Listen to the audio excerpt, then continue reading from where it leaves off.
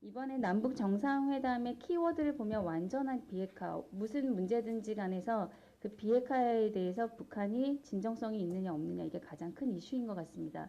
그러면 비핵화를 어떻게 우리가 실제적으로 이행 단계까지 끌고 갈 수 있을까? 그게 지금부터 이제 생각해 봐야 될 가장 중요한 문제라고 생각을 하는데요.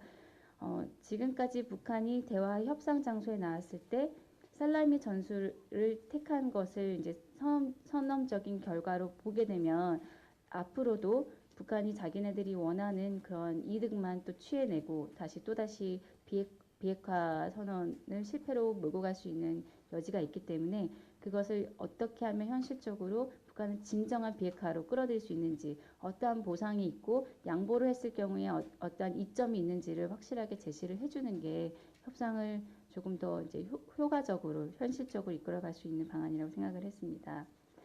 그래서 그 협상에 대해서는 아까 이제 여기 발표나 토론을 맡으신 박사님들께서도 말씀하셨지만 포트남의 양면 게임 이론이라고 툴레벨 게임에서 얘기를 할 때 각각 협상의 당사국들이 그 윈셋이라는 자국에 들어와서 어떠한 이익을 증진시킬 수 있는지 그런 각국이 원하는 이해관계의 중첩점이 많으면 많을수록 협상이 쉬워지고 각국이 첨예하게 이해가 대립이 될 경우에는 윈셋의 범위가 줄어들기 때문에 그 협상이 결여될 가능성이 많다고 이제 보고 있습니다. 이러한 좀 외교 안보 정책적인 분석의 틀로 보게 되면 북한과 미국이 원하는 방식이 확연히 다름을 알 수 있습니다. 미국 같은 경우에는 선 핵폐기 후 그 보상을 이제 제시를 하고 있고요. 북한 같은 경우에는 선 보상 후 핵폐기. 그래서 그 둘의 입장이 확연히 다르기 때문에 과연 이 핵폐기와 보상에 대해서 어떠한 순서와 어떠한 과정으로 중첩점을 우리가 만들어낼 수 있을지 그런 고민을 좀 해봐야 될 것 같습니다.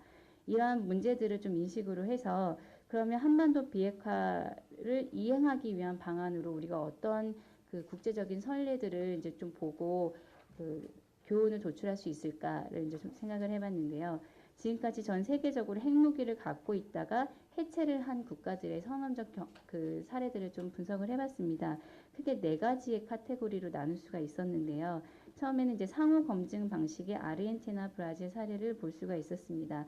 아르헨티나, 브라질 같은 경우에는 1991년 두 국가가 핵통제위원회를 설립을 하고 상호 핵투명성을 보장함으로써 핵 문제를 상호의 협조 아래서 해결을 했습니다.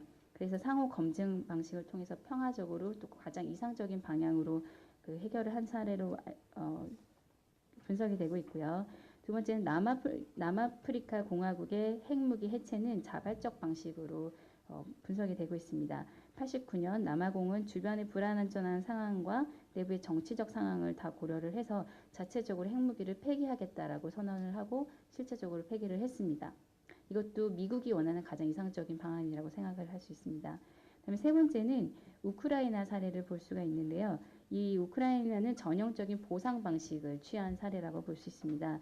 90년대 탈냉전 체제가 이제 들어서게 되면서 구소련의 영향력 아래서 핵무기를 보유하고 있던 카자흐스탄이나 벨라루스, 우크라이나 같은 국가들이 핵무기를 그대로 보유하게 되었습니다. 이제 미국의 입장에서는 이러한 동유럽 국가들이 핵무기를 어떻게 자발적으로 아니면 보상을 통해서 해체를 할 수 있게 되는지를 이제 고민을 하게 됐고 법안을 통과를 시켜서 그 미국과 러시아의 협조하에서 우크라이나가 핵 무기를 포기할 수 있게끔 이제 유도를 한 사례로 볼 수 있습니다. 마지막으로는 리비아식 해법이라는 게 요즘에 많이 이렇게 언급이 되고 있는데요. 중재보상 방식의 리비아 사례를 볼 수가 있습니다. 2003년도에 영국이 중재적인 역할을 하게 되면서 리비아는 미국으로부터 안전보장과 경제 지원을 동시에 받는 대가로 핵무기를 포기한 사례를 볼 수 있습니다. 그러면 북한의 문제는 이런 네 가지 지금까지 있었던 사례들 중에서 어떤 거를 적용하는 게 가장 좋을까에 대해서 이제 생각을 해볼 단계인데요. 그 각각의 사례가 그 국가의 아니면 지역적인 특성이 있기 때문에 어떤 방식도 만만하다고 볼 수가 없습니다. 어떠한 방식도 동일한 방식으로 이루어지지 않았고 그 다음에 개입되는 그 국가들의 이해관계도 달랐고 수준도 달랐습니다.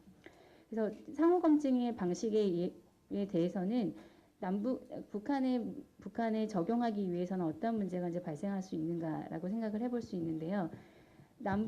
북한의 핵무기는 남북한만의 문제가 아니라는 게 가장 큰 문제점입니다. 그 아르헨티나와 브라질은 상호 협조 아래서 그런 그 상호 사찰을 하게 됐지만 우리나라는 91년부터 남북한의 핵 통제 공동위원회를 만들어서 상호 사찰을 검증을 하고 이행을 하려 했지만 그게 매번 무산이 되었기 때문에 상호 검증 방식은 지금까지 그 한반도 사례 적용하기 이제 어렵다는 현실적인 한계가 있고요. 그럼 자발적 해체는 어떻게 되는가?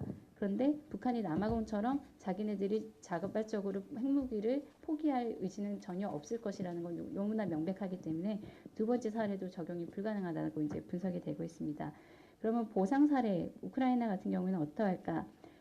국제사회에서는 전문가들은 이 우크라이나의 보상 사례가 가장 북한에 적용하기에 적합한 사례라고 이제 보고 있는데요.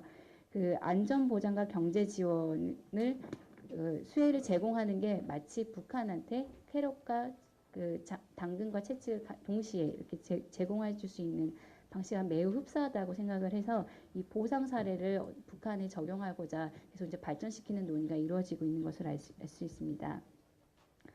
이걸 조금 구체적으로 이제 어떠한 논의가 진행되고 있는지를 법안 쪽으로 이제 생각을 해보면 넌 루가 프로그램이라고 협력적 위협 감축 프로그램, 영문으로는 CTR이라고 부르는 이 협력적 위협 감축 프로그램이 가장 그 중요한 이슈를 이제 떠오르고 있는데요. 이거는 간단하게 제가 소개를 토론문에 넣어놨으니까 한번 읽어보시면 되겠습니다. CTR이 가장 지금 상황에서는 북한에 적용하기에 좋은 그 협상의 대상이라고 생각을 하지만 그럼에도 불구하고 CTR 적용에 한반도에 있어서 많은 한계가 있다는 점을 좀 지적을 해야 될 것 같습니다. 먼저 크게 1990년대 탈냉전 시기를 타겟으로 만든 CTR을 지금 1918년도 북한에 적용하는 것은 시기적으로나 아니면 북한의 핵무기 발전 기술에 있어서 좀 적용하기가 많은 차이가 있다는 점을 볼 수가 있고요. 그다음에 경제적 지원을 해주는 데 있어서 지금 유엔의 경제 제재와 상충되는 부분이 굉장히 많기 때문에 이런 딜레마를 어떻게 해소할 수 있는지에 대한 문제도 있습니다. 그래서 이제 누가 언제 어떻게 이런 그 CTR에 개입이 돼서 북한 문제를 핵무기를 효과적으로 해체를 할 수 있는지에 대해서 이제 고민을 해보는 그런 과정을 제가 한번 생각을 해봤는데요. 아직 지금 연구 단계이기 때문에 많은 그 전문가들의 의견 주시면은 제가 보완을 해서 또 좋은 결과물 나올 수 있도록 노력하겠습니다. 감사합니다.